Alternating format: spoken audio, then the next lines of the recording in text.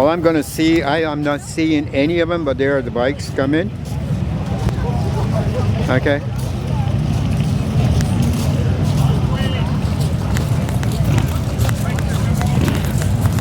I hope I can get them. Okay.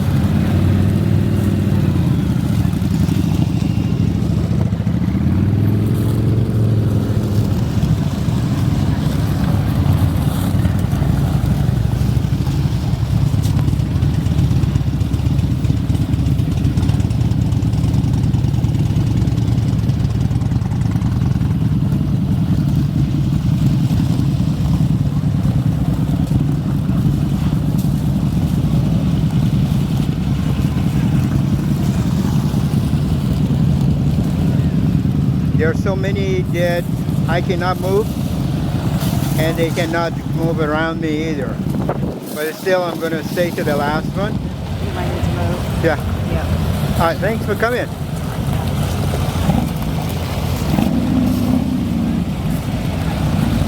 Okay, that is the last one. Now I'm going to turn and...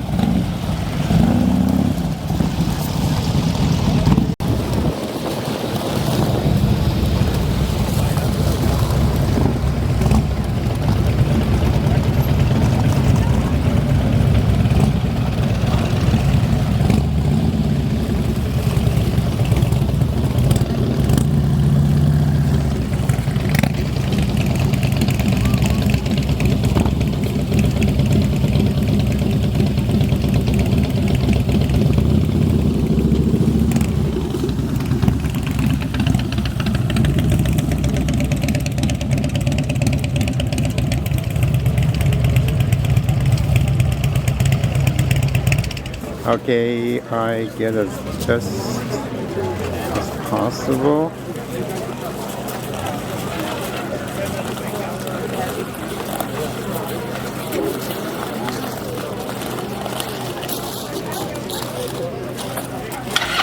And I think I'm gonna finish up here. And remove your hats for the singing of O Canada.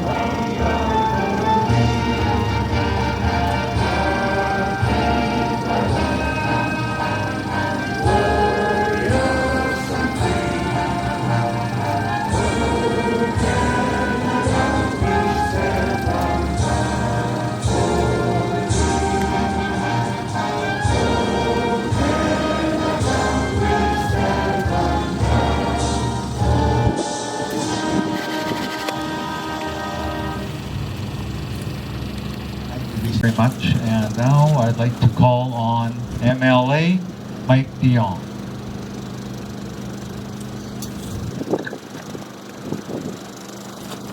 Deputy Mayor Les, Grant, members of the ANAVETS, members of Dan's Biker Battalion,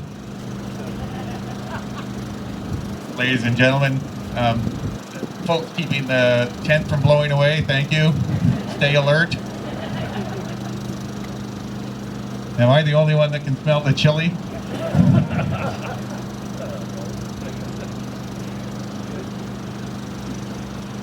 I met a veteran, a Korean War veteran the other day, a couple weeks ago. So he, as you might expect, is well into his 90s. We got talking. It's hard to get a veteran to talk about those experiences sometimes, but the message he left me with something I hadn't really thought about much.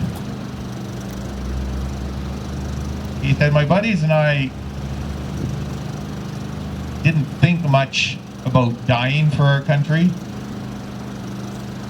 but we have thought for the rest of our lives about killing for our country. And how that has stayed with them. Every one of us probably comes to this place for a slightly different reason. I think we are all linked by the desire to honor and remember. I come here because there's no place I'd rather be on Remembrance Day than here in Mount Lehman at the ANAVETS Hall.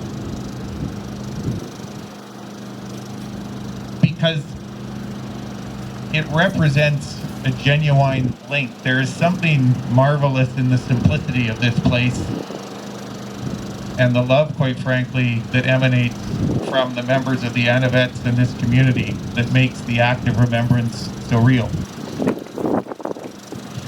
Like some of you, I see Connie and Don is here somewhere. Some of us are fortunate who've gone to places like Vimy and Passchendaele and Cambrai and Ortona, Juno Beach, Crozet-sur-Mer, Hong Kong. And we've stood in those battlefields and we've stood in those cemeteries. And when I've done that, I have found myself thinking about this place and how the graves I'm looking at are the graves of some youngster, some young person who stood around here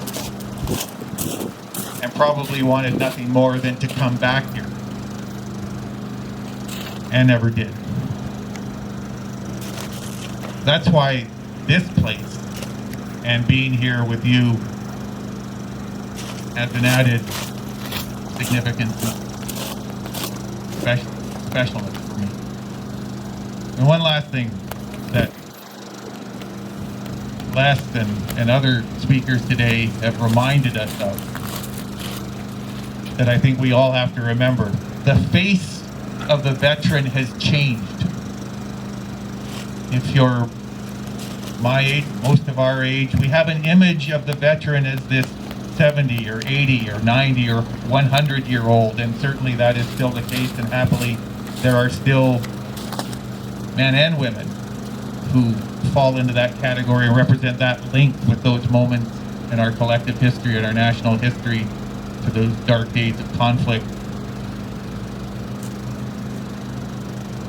But there are now 25-year-olds and 30-year-olds, 35-year-olds and 40-year-olds who, if you meet them on the street, you would never know that they have suffered the trauma of 1 or 2 or 3 tours of duty in a place called Afghanistan, or Serbia and Croatia, or Rwanda, and have seen and experienced some terrible things and are in their own way scarred for life.